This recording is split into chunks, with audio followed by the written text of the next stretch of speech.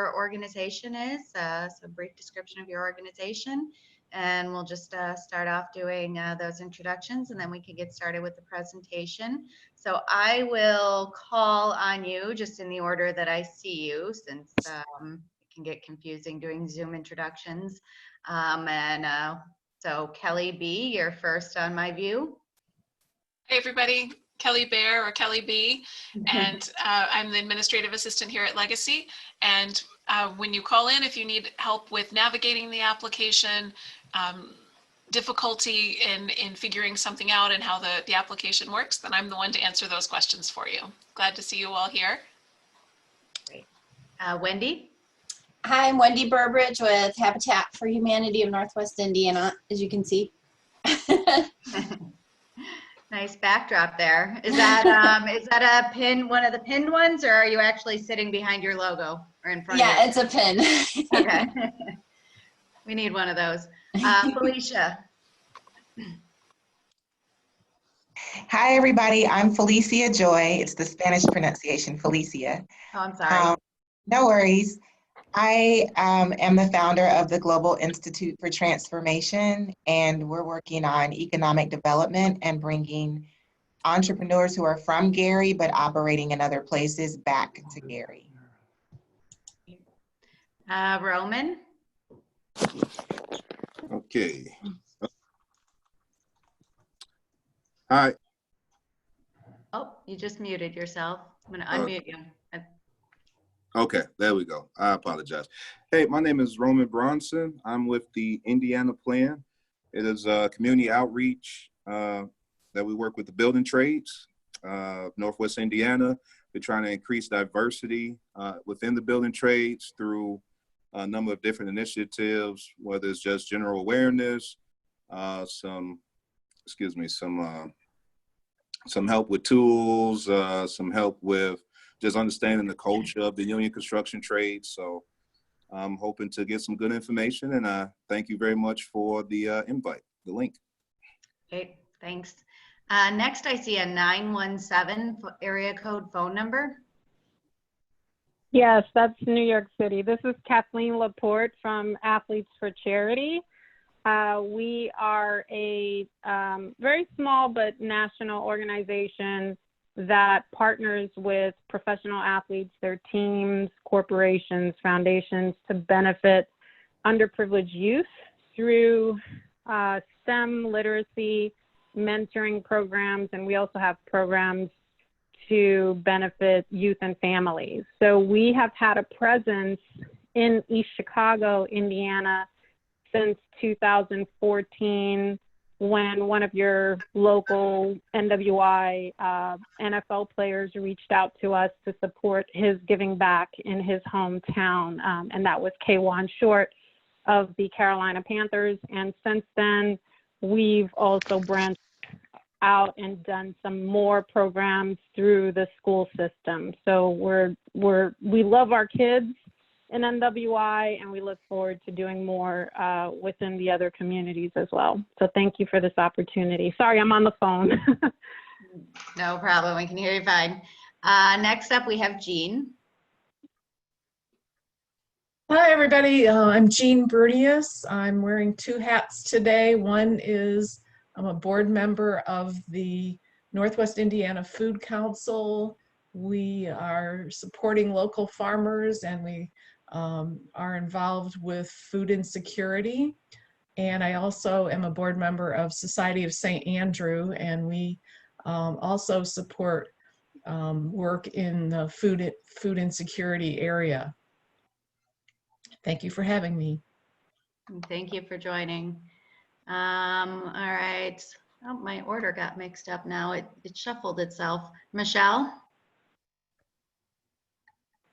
Hi, I'm Michelle Kruger from Dunes Learning Center.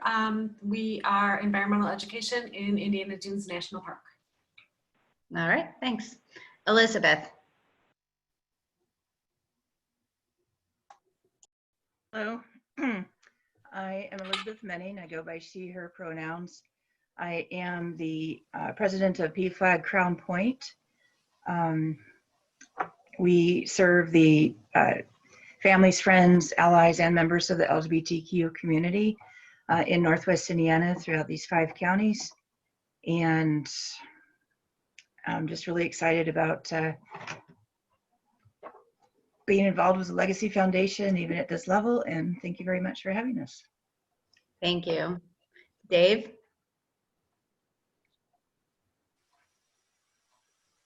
Well, oh, Dave, we don't have any sound from you. And you're not muted. You're just no sound. Well, if you want to, no, can't hear anything. Well, if you want to put in the chat box what your organization is, and then we can make sure everybody sees it and learns a little bit about you. And then Sue, is your mic also not working? No, I switched computers, so I guess I'm fully functional. Okay, we can hear you. I'm involved with the Legacy Foundation through the Miller Community Fund, and I'm a co-founder of the Nelson Algren Museum of Miller Beach. But today I am representing the Gary Historic Preservation Commission. That I'm a new member of that. I guess it's been since June or since March, but I've been meeting since June with them. So hopefully we'll be able to do something to help downtown Gary get a park or something going there. Great, thank you. And then Holly. Hi, I'm Holly Cummings. I'm the grants officer for Sojourner Truth House, which is a day center for homeless and at-risk women and children in Gary. Great, thank you. Let's see, Kimberly, do you have a sound or do you want me to? I know you put your information in the chat box. All right, so we have Kimberly Hendricks with the School City of Hobart Building Brickies. Oh, she said she has no sound. So Building Brickies strengthens Hobart families from pregnancy to kindergarten by empowering parents as children's first and best teacher through research-based home visits, playgroups, developmental screenings, and community resources. We also have Vinche on the line. Hi, I'm Vinche. I'm representing God's Grace Church on today. Our focus is typically we have our experience, we're focused on impacting youth, families, and senior citizens. Particularly, we've been part of various initiatives in terms of the Northwest Indiana Food Bank. Also, most of our programming addresses spiritual, social, and emotional needs of those residing in Northwest Indiana, particularly in the Glen Park area. Great, thank you. Anybody that we've missed? I think I got my mic working. Can you hear me? Yes, we can hear you now. Okay. I'm Dave Warnick-Ellis. I actually work at Purdue Northwest. I'm not really affiliated with anyone officially right now, but had an idea to volunteer to try and help especially disadvantaged youth learn about computer programming and electronics with some really cool equipment that's out there. Great. All right, thank you, everybody. So normally this is. We have one more, two more. Oh, one more. Amari?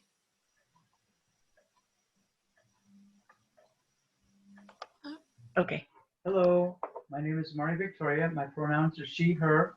I'm the Executive Director of LGBTQ Northwest Indiana, and I am working on supporting the LGBTQ community here in Northwest Indiana. All right, hi, Amari. Thank you for joining. And was there somebody else? Did I hear two more or one more? I'm Jill Ragavine with the Pathway to Adventure Council of the Boy Scouts of America, Youth Leadership Development Training. All right. Thank you, everybody. So this is normally when I would tell you all to make sure that you notice who's in the room, what other organizations are out there here in serving Lake County, and exchange contact information, get to know one another. We can still do that, so feel free to have chat conversations while we're talking, to reach out to anybody that you see on the call here today. Or to reach out to me if there's an organization that you notice that you feel like you could work with or you would want to collaborate with. and we can share contact information for organizations that are here. As part of what's valuable about these learning opportunities is getting to know one another and getting to meet other nonprofits and organizations that are serving our community. And I certainly don't want to lose that value by going into this virtual format. So I am Kelly Ano, for those of you who I haven't met in person. I'm the Vice President at Legacy Foundation, and I oversee our grants process. And so if you have any questions about our grant opportunities, about if you want to, I'm happy to meet with any of you if you have any ideas or questions about potential projects that you would want to apply for. I do pre-grant meetings where we can discuss ideas that you have and walk through what might be a good fit for our grants committee, what types of things they have interest in funding, and can kind of help you with any questions you have around your proposal. So just so you know, we are recording this session and we are going to make it available afterwards online. So if you, just so you know that, anything confidential, wait until after this meeting. So we'll get started now with the grant application guide.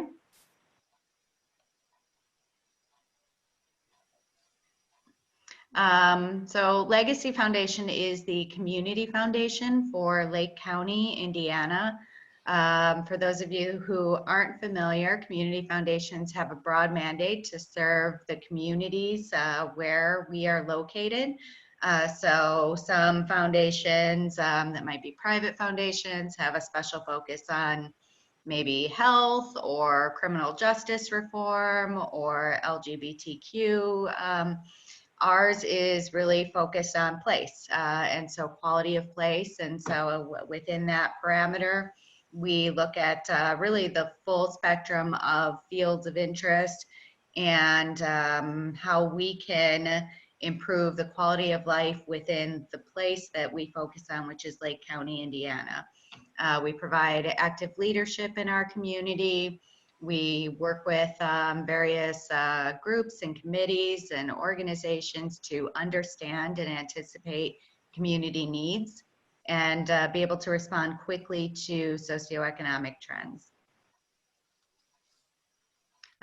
We seek to support organizations that will work with us in partnership to make Lake County a better place to live. And so through that, that's working with our nonprofit partners to improve their ability and capacity, to improve knowledge, and through providing resources. And so for those of you that have been working with us for a while, we do quite a bit through training, through networking opportunities, through information sharing, in addition to the grants that we provide. So we do see ourselves as more than just the funder, but also a community partner that's working through multiple facets to help build up the nonprofit capacity and effectiveness in nonprofits. So about 7 years ago, we did make a transition from just transactional grant making to more transformational grant making. And to that end, we first started by investing in Neighborhood Spotlight as a strategic initiative. And then over the past 3 years, we focused on the Table, which is really bringing communities together to listen and learn from the residents about what they see as priorities in their community. And so as part of those initiatives, we do give priority to requests that address issues that were identified in Neighborhood Spotlight and through On the Table. And in the coming slides, I'll talk a little bit more about what those initiatives covered. So what is On the Table? On the Table is an initiative that was started by the Chicago Community Trust and then supported by the John and James L. Knight Foundation to bring residents together in small groups to discuss their communities, to discuss ways that they can support positive work in their community, and what are the priorities. So what are the strengths? What do they like about their neighborhoods? What do they think should be improved upon? And at the end of each conversation, participants were asked to complete a survey, which we use to evaluate and determine what were some of the key takeaways and the key areas that residents within Lake County feel like needed to be prioritized as we look at strengthening our neighborhoods and the areas that we served. So 2019 was actually our third year of conducting On the Table, and we had over 3,600 participants during that year. Next slide. So the three issues that were identified as most important from the participants who, from the survey participants who are on the table. Number one was crime, violence, and public safety. The second was good paying jobs and economic development. And the third was drug and alcohol addiction. When we asked for them to identify what are the one or two issues or problems that you think your community should address, they talked about workforce and career pathways and challenges facing youth.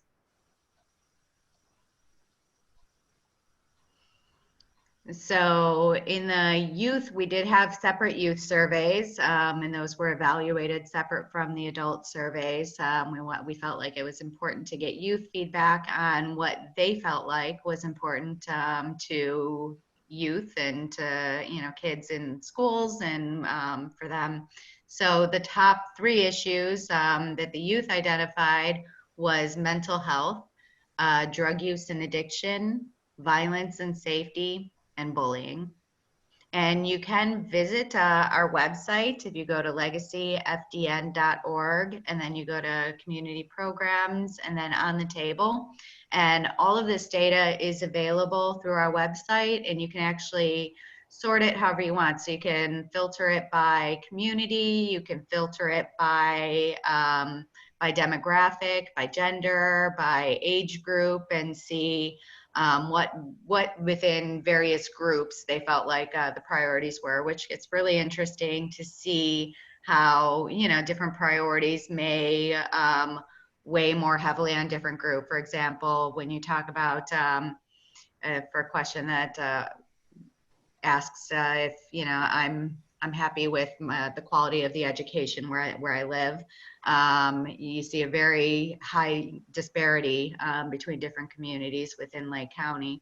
And so certain things, while weighted as an overall aggregate for Lake County, it may not fall to the top if you do sort it. And if you're focusing on a certain community for your program or service, you may want to take a look at that data and actually filter it by community or by the demographic that you're serving, because you could end up seeing different results that would bring whatever area that you're focusing on to the top.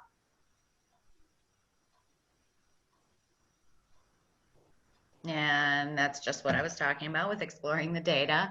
And feel free to, if you have any questions, you can raise your hand, you can put it in the chat, or you can just feel free to speak up and interrupt me at any point with any questions that you have. And we can just have, I want to keep this somewhat conversational still, even though I can't see you all at the same time. So now we'll talk about Neighborhood Spotlight. So Neighborhood Spotlight is a collective impact initiative based on extensive training and an application process for communities. We're selected to hire a community builder and develop a resident-led quality of life plan. So the quality of life plan included identified issues and goals for those communities for the neighborhood transformation. And so the community builder worked with a group of resident leaders, and they interviewed for each community over 200 residents through one-on-one interviews to find out what those residents felt like were the priorities for their neighborhood. And based on that, developed an action plan to be able to transform and improve the quality of life within their neighborhoods. And so a brief overview of the timeline. Legacy Foundation came into Neighborhood Spotlight as a long-term commitment. We knew that this type of transformation did not happen overnight. And so 2012 and 13 were really planning years for that. In 14, we held the community trainings. And in 2015, we selected our first neighborhoods, which was the Miller neighborhood in Gary and Hobart Northwest. And then in 2016, we selected our second two neighborhoods, which was the downtown Emerson neighborhood in Gary and Griffith. At that time, Miller and Northwest Hobart were in their implementation year. In 2017, implementation and evaluation with the neighborhoods.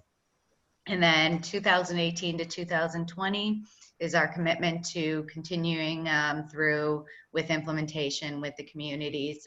So if there are identified projects that they apply to help support that we're a part or are a part of their quality of life and are still continued part of that neighborhood spotlight planning effort, those receive priority and can be identified through the grant application. So the review components of the application, that I'll stop here really quick. Does anybody have any questions before I actually get into the application now? All right, I'll keep going. Oh.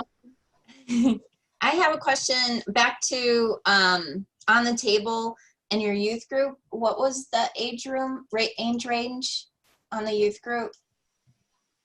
I believe we did 12 to 17. Okay. Thank you. You're welcome. All right, so applications must be able to demonstrate that the organization has the capacity to carry out the proposed work.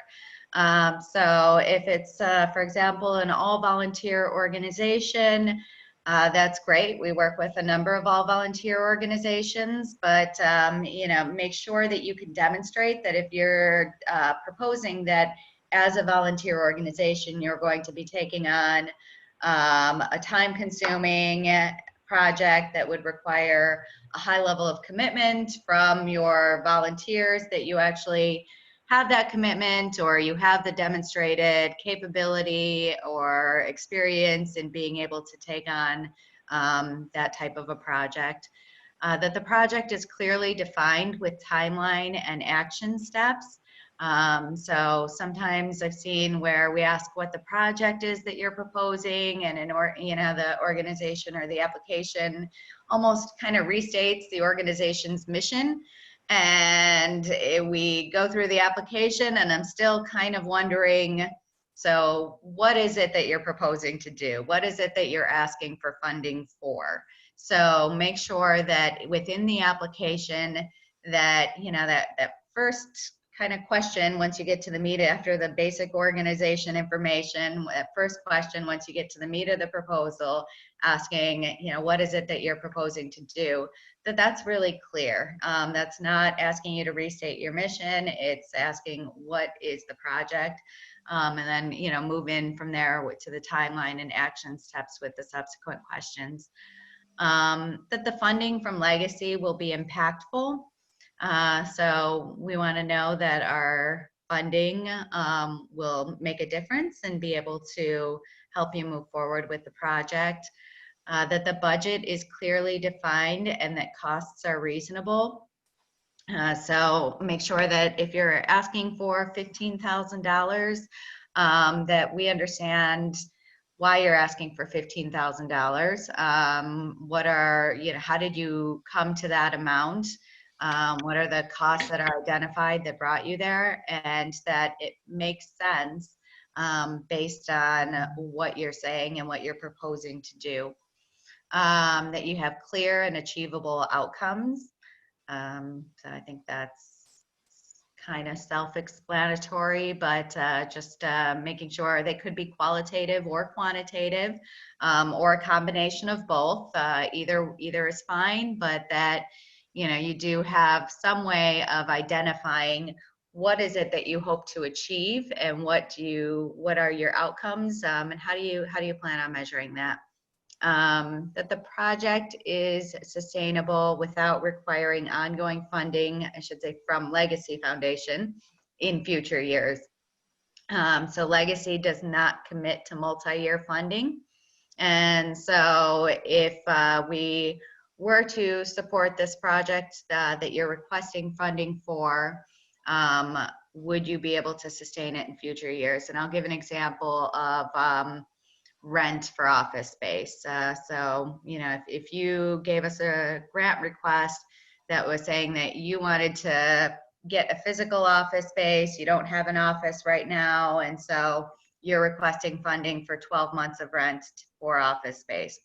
The question from the committee would be, after that 12-month period, do you have a way to be able to continue to pay rent? Or after 12 months, are you going to be in an even kind of more difficult position because now you've moved into an office space and you don't have any way to continue funding, and so you'll be stuck there where you can't continue to support that.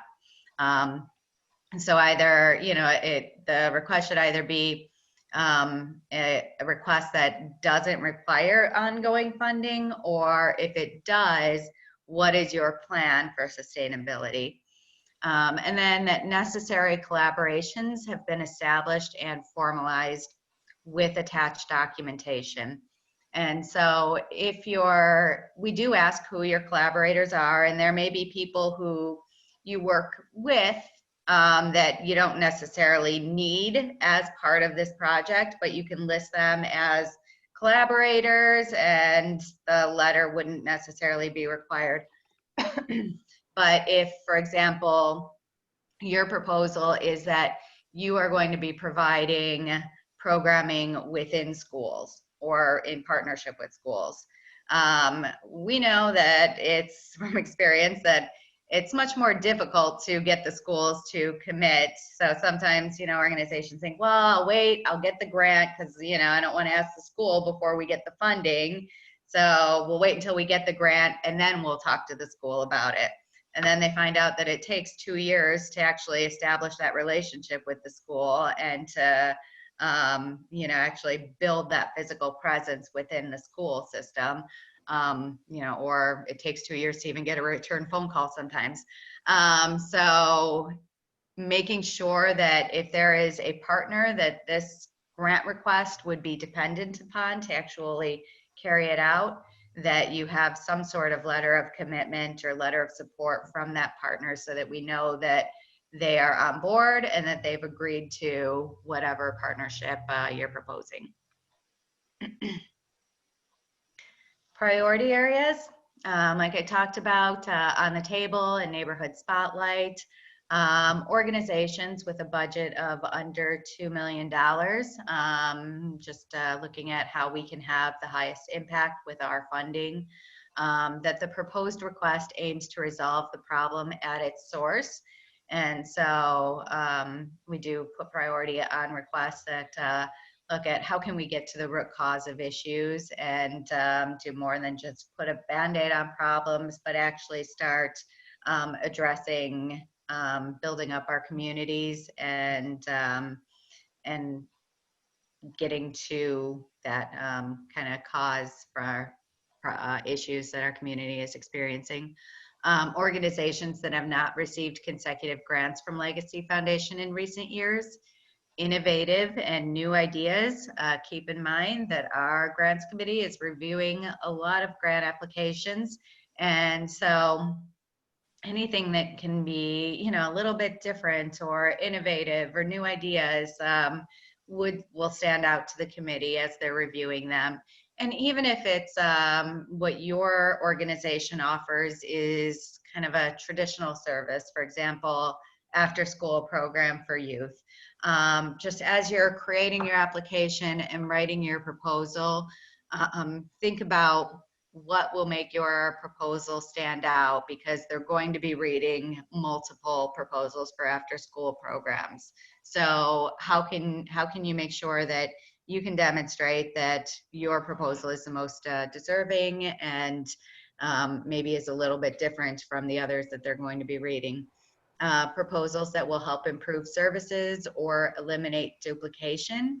And so can you take something that you're doing and do it better? Or can you collaborate with somebody so that you can eliminate duplication of services or help enhance what both organizations are doing? Proposals that help implement a plan. So it's always good to see that there's some sort of planning behind the efforts that are taking place. And so whether that's an organizational strategic plan or a community plan, or, there's a number of, transportation plans, or a number of communities have their own individual plan. NERC has various plans. We have our on the table plan.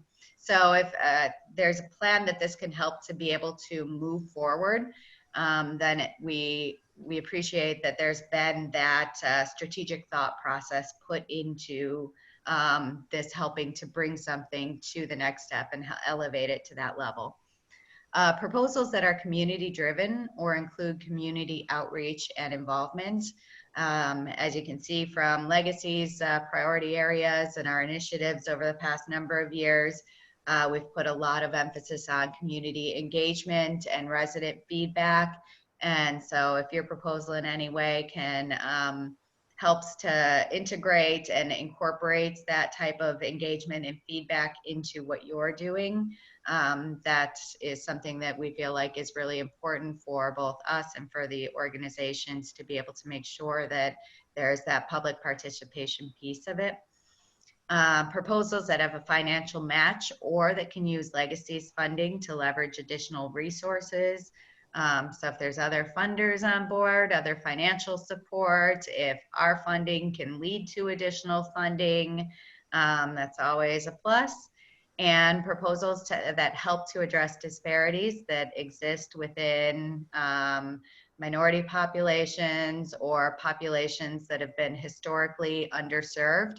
And this is something that we'll talk a little bit more about when we get to the grant application. And so this is a new priority area for us, but it's something that we have been internally discussing at Legacy for a while. And as we are working to really evaluate ourselves and what we can do to help kind of be a leader and diversity, equity, inclusion, and accessibility, and also help other organizations with that and help the community better understand what we all can do. We have also made this a priority area within our applications and built this question into our application as well, and some applications surrounding it, or some questions surrounding it. So the application purpose and timeline, we do have various applications out there right now. And I guess I'll go through our standard ones, but then we'll also add a little side note on another one that we currently have available. So Transform Lake County is the one that we are primarily discussing today, and it opens today, October 1st. It's due November 1st, and recipients will be notified around December 20th. Thriving Hobart Seniors is the other grant application that opens today, and it is a smaller fund that with a focus area of providing seniors in Hobart with opportunities to increase their quality of life. And so the application or applications for that grant has to really be focused on seniors in Hobart specifically, and that has the same timeline and due dates as the Transform Lake County grant. So informed and engaged urban communities and sponsorships are both on hold in 2020 as and the Night Fund has shifted focus to COVID responsiveness for this year. And sponsorship was for kind of large scale community events, which we are not doing for the most part in 2020. And so those have both been put on hold. We do have another grant that's currently open, which isn't listed on this PowerPoint, but it is on our website.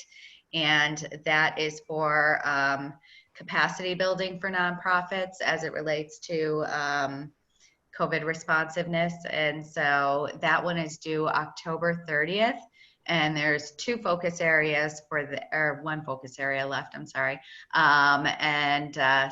that one is looking at strategic restructuring for organizations that may need to look at building partnerships or collaborations with another organization. And so the award is up to $5,000 for a nonprofit if they're interested in strategic restructuring, especially if you're having to go through downsizing or loss of funding due to canceled fundraisers. This can help you as you look at various changes that you need to make. And so we do have a webinar training that we did around strategic restructuring. We had a professional from La Piana Consulting come in and do that training. And that is available as a recording if you want to find out more information about it. And that grant is also available through our website. And so the application review process is that the staff and the grant committee review the applications and make recommendations for funding decisions. And then the board of directors reviews and votes on all final funding decisions. The awards granted can range from $2,000 to $25,000, and funding decisions are communicated about 6 weeks after the application due date. So what we don't fund organizations that are for-profit.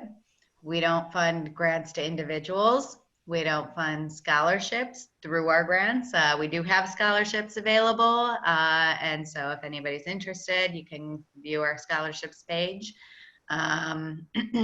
We don't fund any proposal that promotes a particular religion, political affiliation, or lobbying. We don't fund anything that would discriminate based on age, race, ethnicity, gender, or sexual orientation. We don't fund post-event funding requests, and so whatever you're proposing has to happen on or after December 20th. Next one, we don't fund debt. We don't fund fundraisers. We don't fund materials that are produced for resale, overnight trips, medical, scientific, or lab research, or capital campaigns. Oh, and there's more. And then we also don't fund public, private, or charter schools. We will fund nonprofit groups and partnerships proposing to conduct programs within the schools. So while we won't fund a school directly, we will fund organizations that are working within the schools.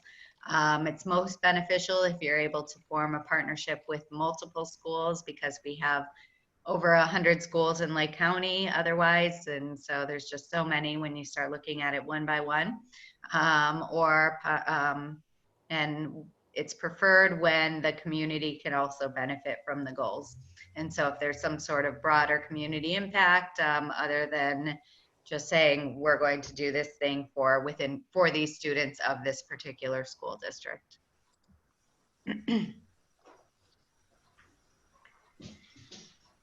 So it is, as I mentioned at the beginning of the call, we do recommend a meeting with me prior to your submitting your application, especially if you have not previously received a grant. So if we're not really familiar with you or your organization, if we haven't worked with you in the past, it's helpful to better understand a little bit about what your organization does and kind of what your strengths are.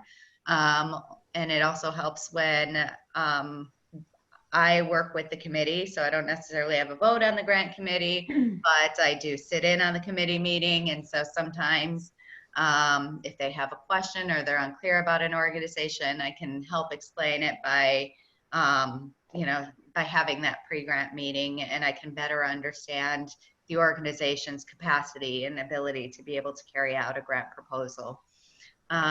Only one grant can be awarded from each fund in a 12-month period. So since we closed down our spring grant cycle for Transform Lake County this year, we don't really have to worry about that since none of you would have received one already this year. But if normally we would not, you know, if you received a spring grant, then you would not be eligible to receive a grant during this grant cycle.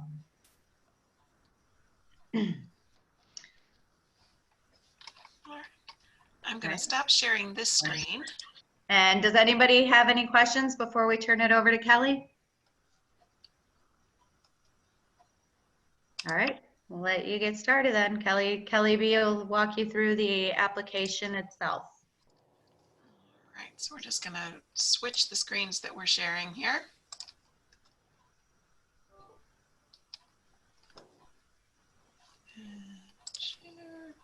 And hopefully you can see that.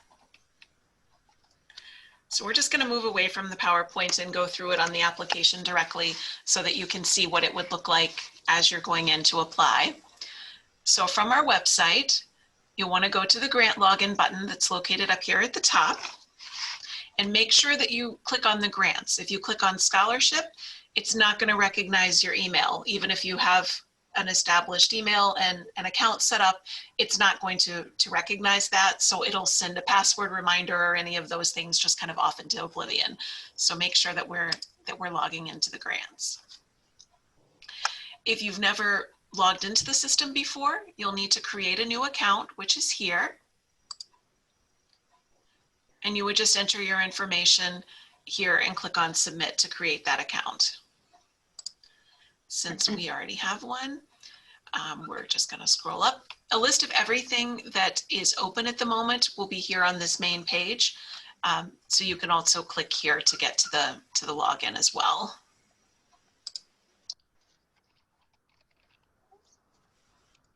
So we're going to log in.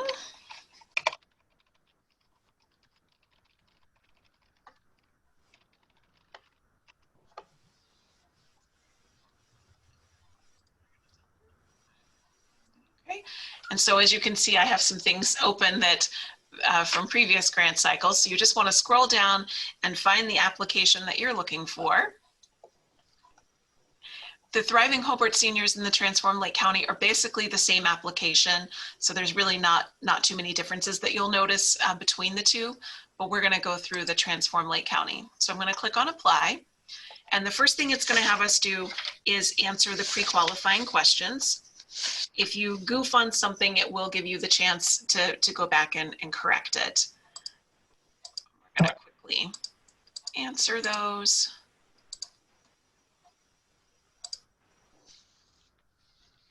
Submit.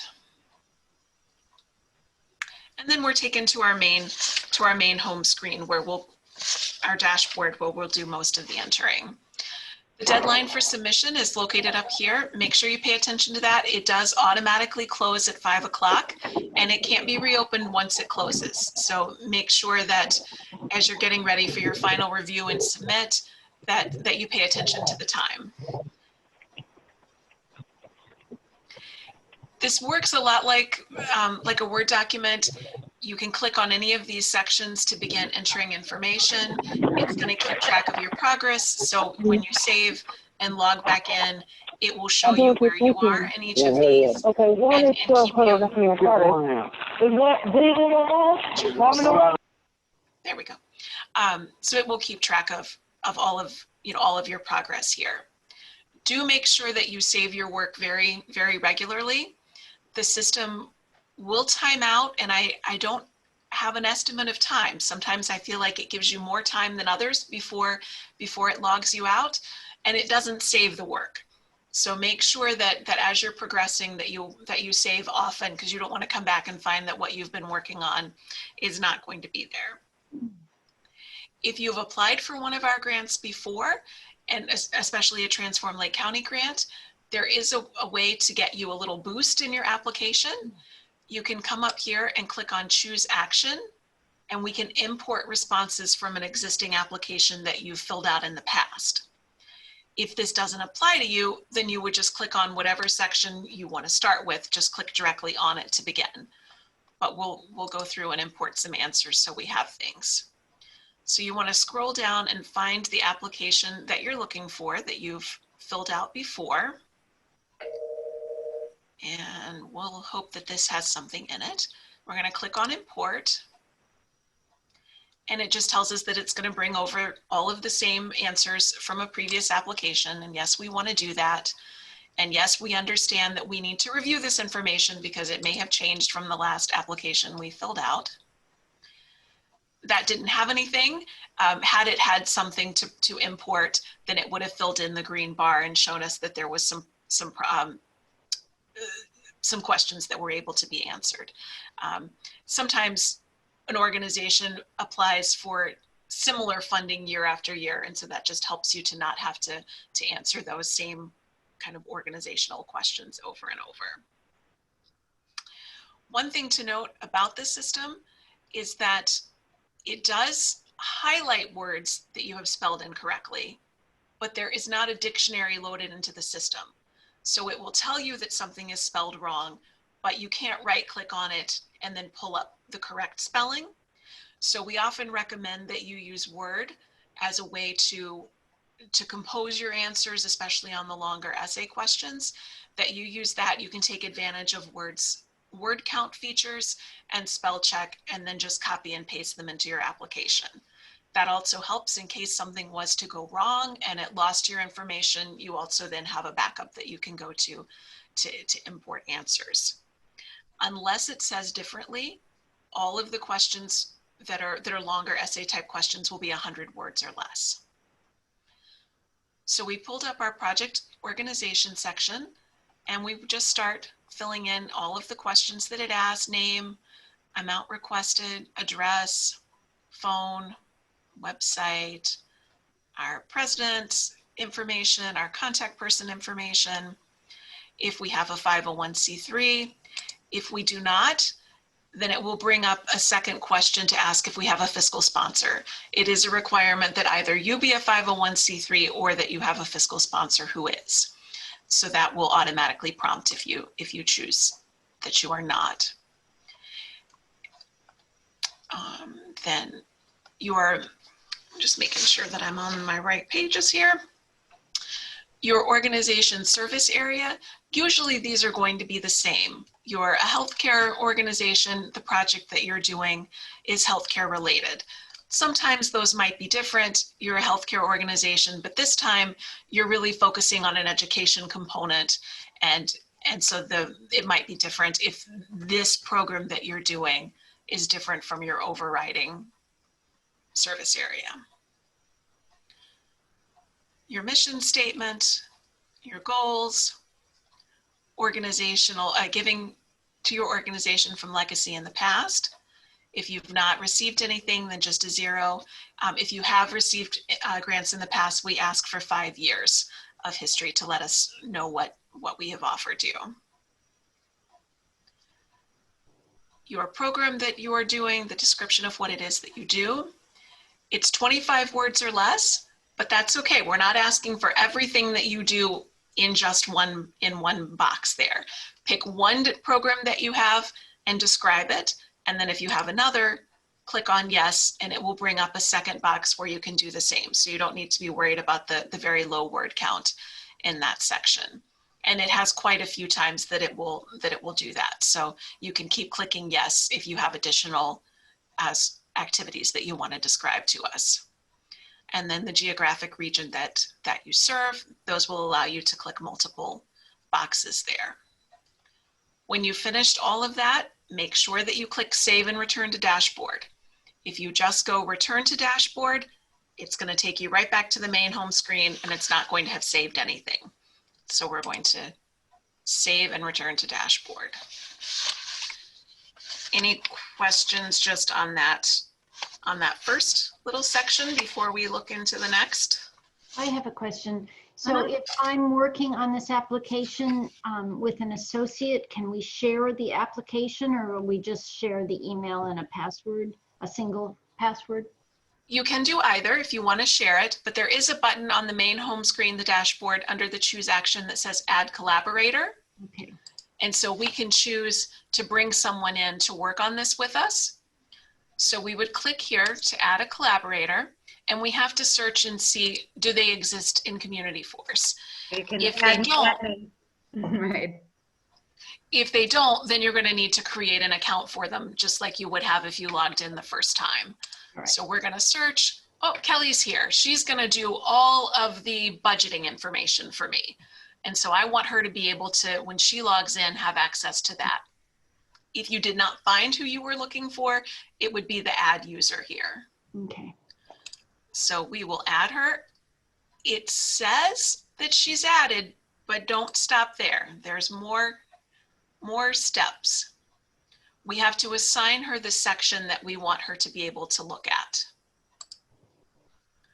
So we're going to click, since she's doing my budgeting, I'm going to choose this, and I'm going to choose funding information. Even though it said that she's already added as a collaborator to my grant, I still have to add her as a collaborator to my grant. So don't forget, once you choose the sections that you want them to be able to have access to, make sure that you again assign it and then click save. And then that's going to send an email to that person to let them know that you've been invited to fill out certain sections. And she would only be able to look at those 2 sections. So if that's something that you're interested in, and when you get to it, need a little bit more help going through, feel free to reach out and we can look at that again. But that is the way that the Community Force handles that for you. All right, so we're going to go back to my application.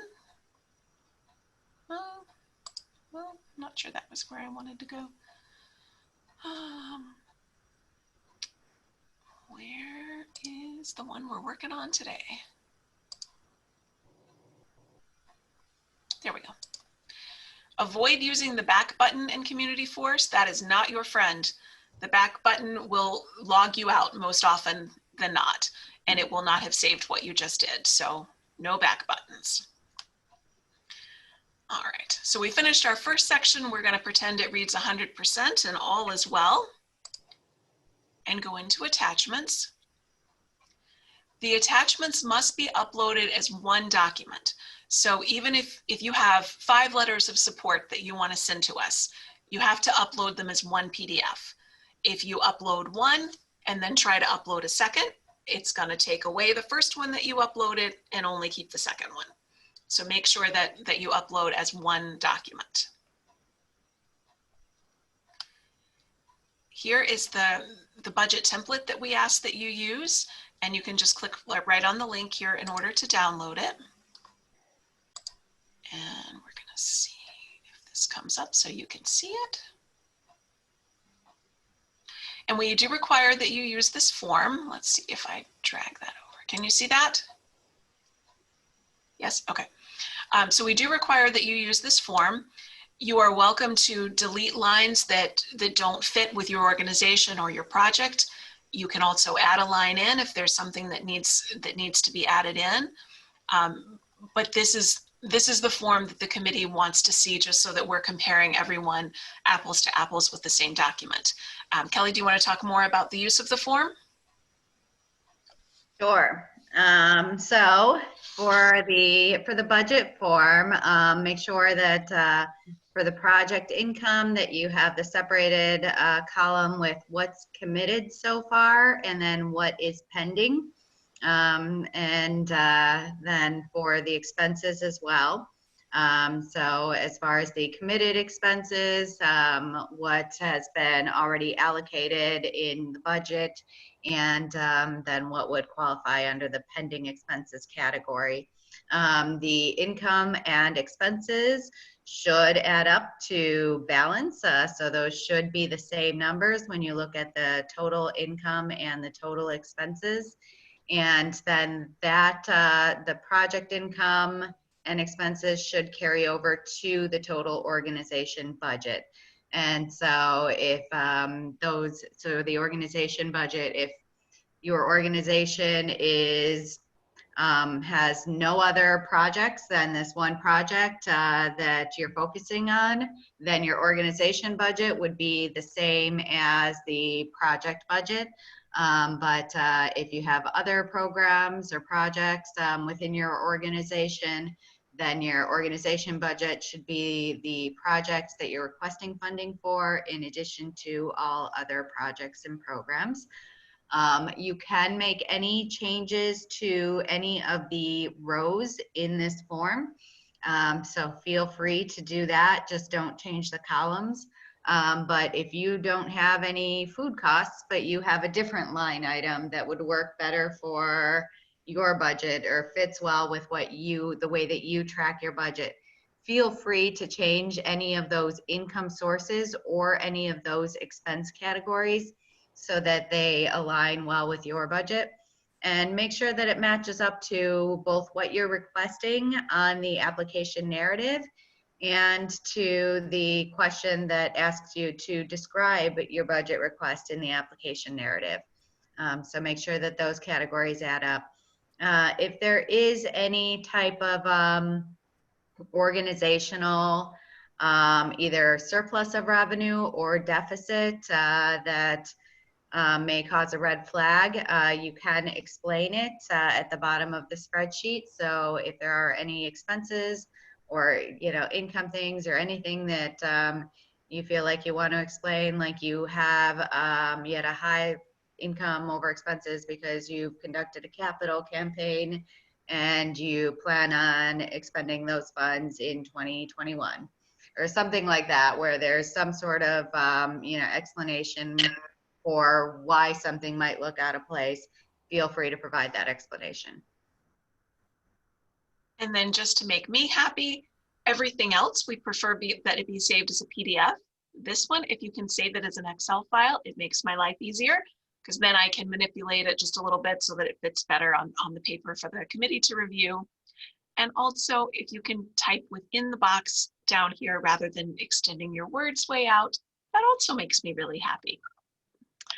So once you're finished, you would save the document onto your computer so that you can upload it into Community Force. So we'll pretend we have this all filled out and we like it. And then once we have it saved, we're going to click on the Browse button here, and that will search our computer to find the document and upload it for us. We need a current W-9. Our auditors request that we have a W-9 on file for every organization that we grant to, and they ask that it be signed within the current year. So if you don't have one that's already printed, there's a link here that you can follow to the most current version of the W-9, which is the 2018 form. And if you're really unfamiliar with what a W-9 is, there's a link here to some instructions on how to fill the form out.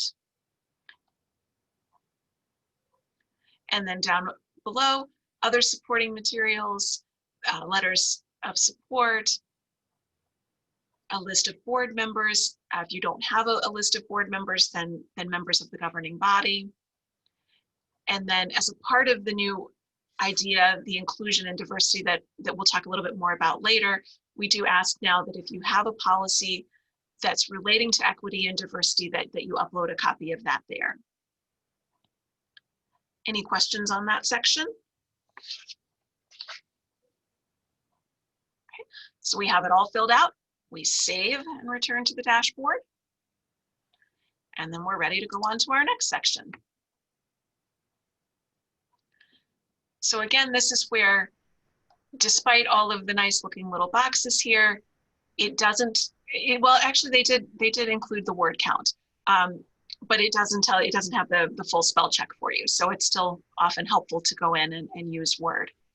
But here we're asking to summarize the purpose of your request. What are you going to do with the grant funds? Why are they important? How does this request meet our goal of transforming Lake County? And then this section starts to talk about on the table and the neighborhood spotlight, like we were addressing earlier. And if you need links to go back to our website to look up more information on either of those programs, those are here.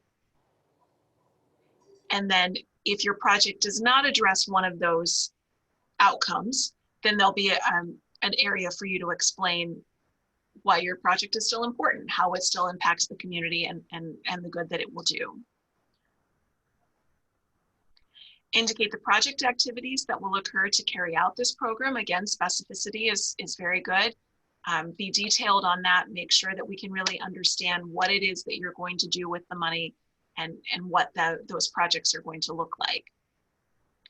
This is the area that Kelly was talking about for new ideas and uniqueness. How is your project different than other organizations that are doing similar things in our area? What's going to help you stand out and make your program succeed in a different way, perhaps? Describe your sustainability plan. After you've received this money, how are you going to keep this program going? How are you going to make sure that your project can continue even after the grant funding is done? The time frame for your grants, like Kelly said, the project can't start before December 20th. You have a year to use the award from the start date. It's fine if it's less than that, but this should not extend beyond that year. And then the timetable for accomplishing your goals and objectives.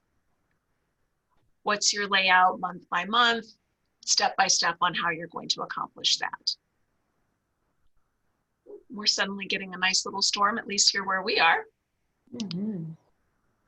So if this is a collaboration, then we want to list the collaborating partners that you're working with, the organization name, and how it is that you're collaborating. And again, this is the same as before. If you have multiple, just click on the yes, and it will bring up a whole new section to fill in for the organization name and then how that collaboration is going to work.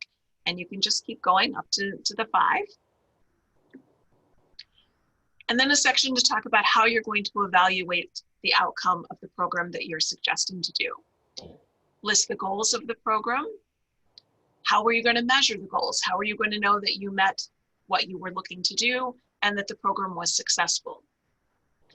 How will the results be used or disseminated by your organization? So how are we going to spread the good news around to Lake County to let them know that your project worked and that this is the plan to keep it going? If you have other outcomes to list, you just click yes, and it will again bring up another section for you to continue entering in. These are 50 words or less, so just to pay attention to that it is less than otherwise. How are you going to measure your outcomes and who's going to measure it? Is it something that your staff will internally? Is it something that your board is measuring, that you have an outside group that's assisting you? How is that measurement going to work?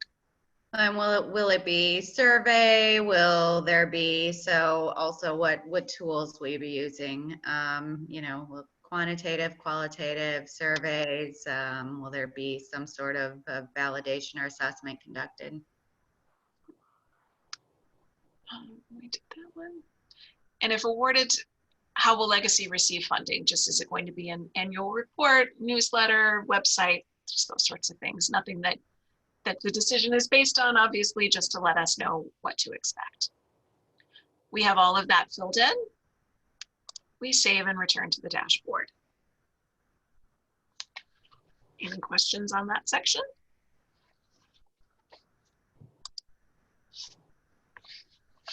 So our program and project budget. Amount requested, just take a moment, go back and look at the budget sheet that you just filled out. Make sure those lines match. Make sure that you're not asking for one amount of funding somewhere, a second amount of funding a different place. And here, make sure your total project budget aligns with what you put down on that Excel form a little bit earlier. Provide a detailed description in dollars of how the grant funds will be spent. We mentioned that earlier. We want to know specifically, we're buying 6 iPads, they cost this amount. We're buying food for the after school program, that's going to cost this amount. We're going to, you know, we're doing this and this, and we have a very clear breakdown of what that funding is so that we can see how you came to the total and how much each of those pieces are going to cost. Sometimes the committee will look at this and say, this is a great project. We're really excited about it, but maybe we're not so excited about funding the laptops, or maybe we're not excited about funding the food. And so they can really look at your breakdown and say, we would really like to fund X, Y, and Z off of your budget and make that a criteria for receiving the grant. your organizational budget, expenses and revenue. Again, make sure that lines up with your Excel spreadsheet that you filled out before. And then again, if the same sort of box that you were filling in at the bottom of the budget sheet, just a place that you can describe any special circumstances, like Kelly was mentioning, that capital campaign, whatever it might be, that's causing you to have a surplus or deficit. We have all of that filled in, and we save it. Funding information. So we'd like to know all of the funding sources for this request. How much it is, if that is a pending, committed, or a fundraising campaign. So this helps us to know, we want to make the most impact with Legacy's dollars. So this really helps us to know if you're looking at your total project that you want to do is going to cost $70,000 and you're asking us to fund part of it, how likely are you to be able to make up the rest of the money in order to be able to complete the project? So we will choose, and then if we choose pending, it's going to ask us, when did we make that request? When was the application due? Do we have a history of working with this organization? Have we received previous support from them? And then just so that we can look at the different ones, we're going to say, yes, we have another funding source. This one is committed. Great, we like committed. There's no additional questions that are asked in that circumstance. And then the last funding source that we have is going to come from a fundraising campaign that we're going to start soon. And so if that's the case, then we'd like some information about what experience do you have with this level of fundraising? What % are you currently towards your goals? And when do you expect to meet your goal? Again, letting us know if we give you $20,000 towards your big project, how likely are you to be able to get the other $70,000 that you need to finish it? And then if there's additional funding that's needed that's not met by one of those funding sources that we talked about above, what are you going to do in order to make sure that you can secure that money and complete your project? Any questions on those? Kelly? How much can we ask for with this grant? Up to $25,000.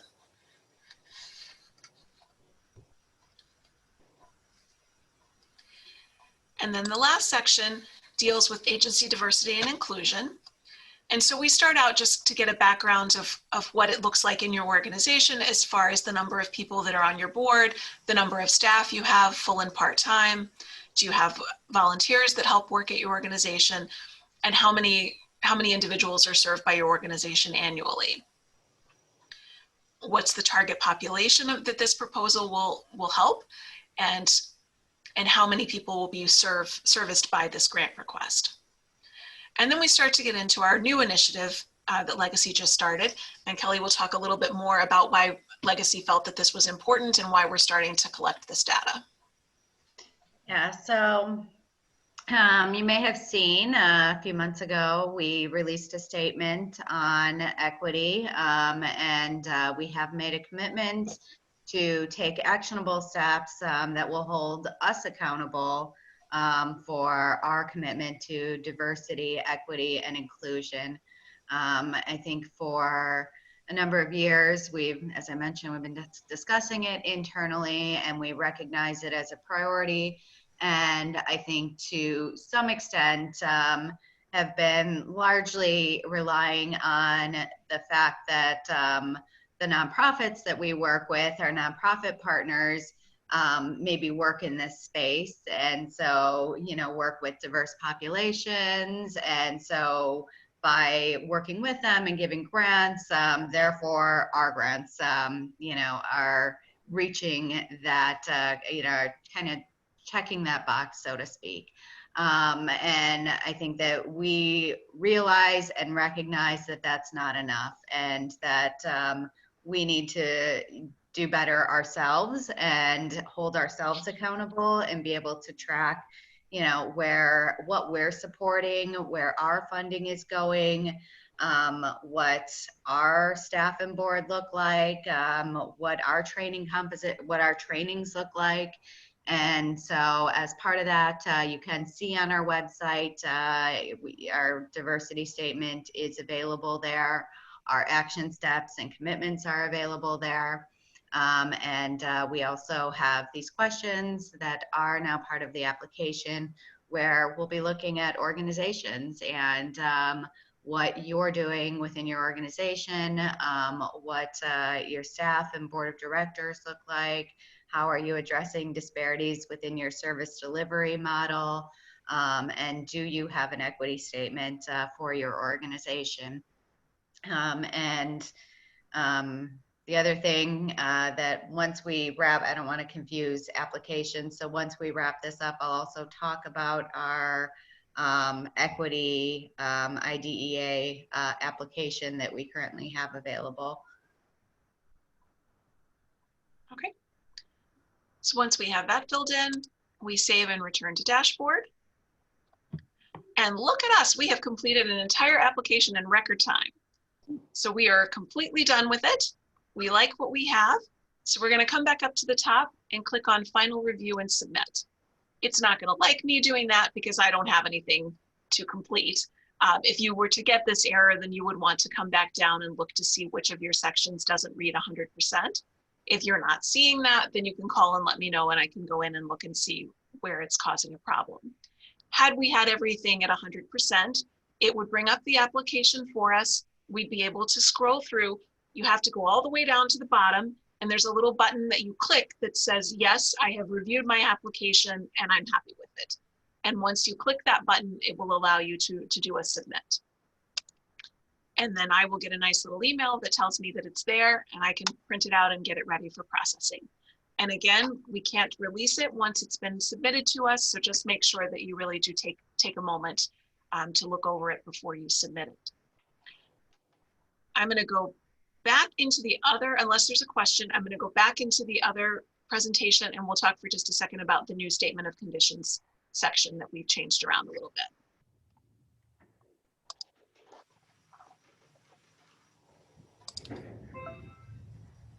Okay. So we are back.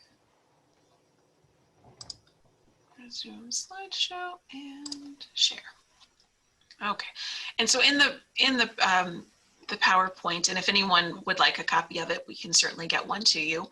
It just goes through the same things we talked about here. All right, so after you've submitted, you've been awarded a grant. Congratulations. You are now a grantee. So once you get that email, and you will receive an email whether you've received an award or not, but once you get that award, you're gonna need to log back into Community Force, and everybody can see this screen, right? Nope, not yet. How about now? You like that better? So you'll log back into Community Force exactly as you did to complete the application. I don't see it. Not yet? Let's try again. We're looking at your windows, it looks like. Yeah. Oh, okay. Well, it looked, well, that's I'm weird. the wrong screen. It says we're sharing something. Okay, let's stop sharing. And we'll try again. How about now? Mm-hmm. Yes, okay. There we go. It's, well, it says ready to submit. Yes, so we've submitted our application. We've received notification that we've been awarded. So we're gonna go back in and there will be a new section once you accept the award.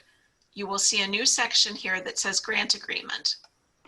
And when you click on this, you no longer need, and I thought we had a screenshot of it, but it's hiding from me. Well, we'll just describe it since I don't see it. In the past, we had you upload a signed copy of your statement of conditions.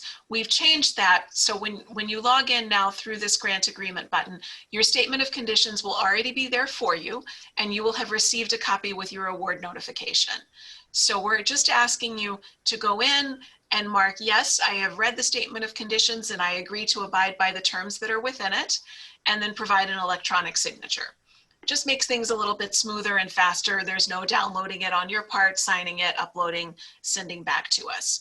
So that's one change with the grant agreement. If you log into your application and you don't see that there, it probably means that you've not accepted the application. So you would want to look back up at the top of your dashboard under the choose action in order to accept it. All right. And then back to Kelly.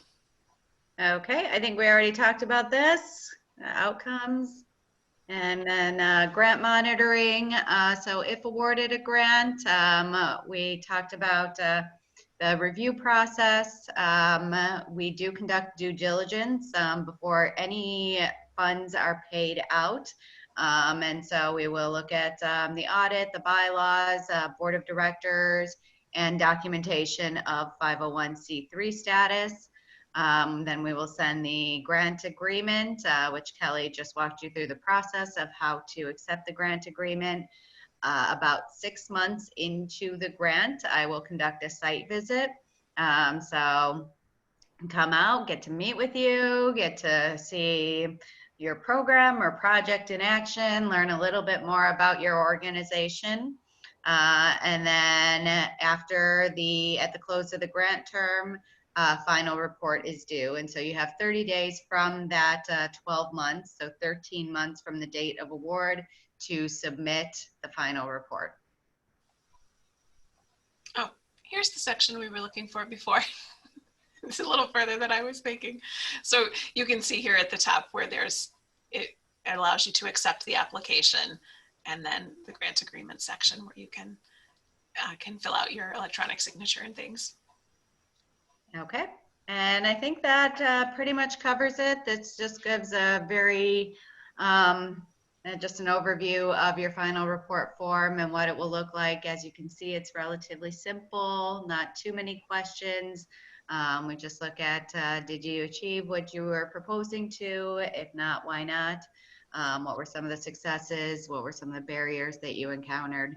And so this would be the report form and what it would look like. You would log back into Community Force to submit the final report. And I think that is it. So any questions? Oh, hi, Kelly? Yes. Hey, so I know at the beginning you said that it's a good idea to make contact with you before we put in the final form of our application. How early could we start reaching out to you as we fill out this application? You can start reaching out to me whenever you want. So tomorrow after this meeting, anytime is fine. Okay, awesome. Thank you. Sure.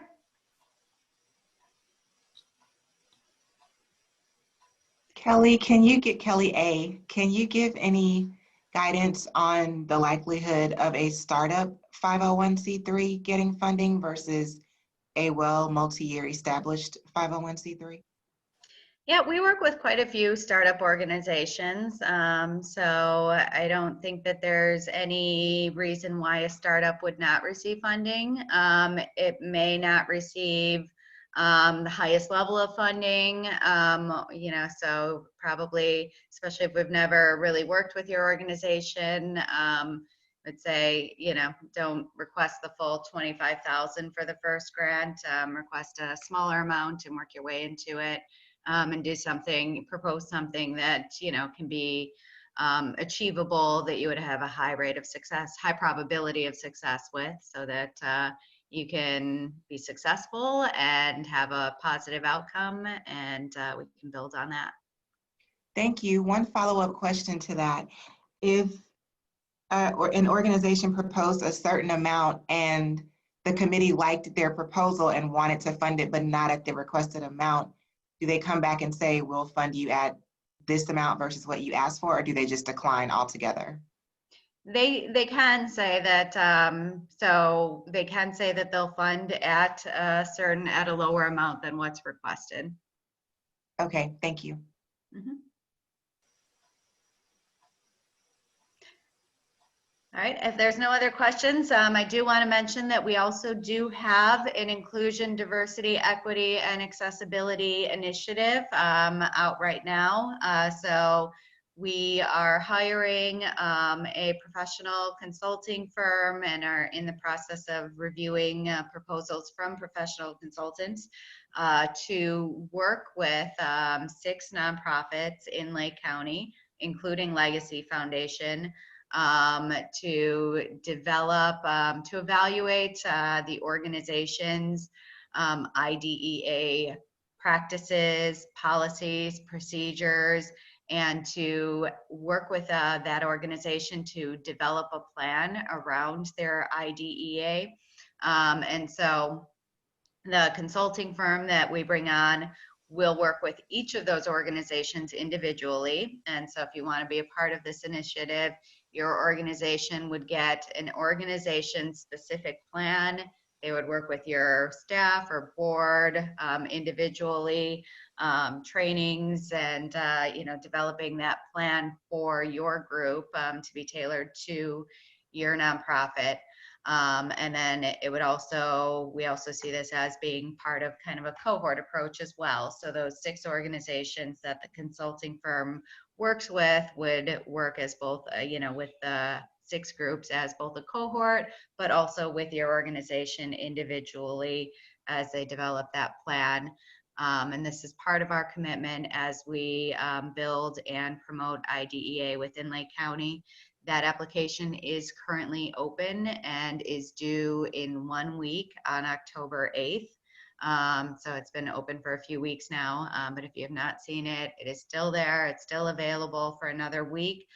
So if that's something that you're interested in, take a look at it and see if you, if your organization, wants to make that commitment. We do ask that that this is something that is a big commitment. It's a heavy lift for the consultants.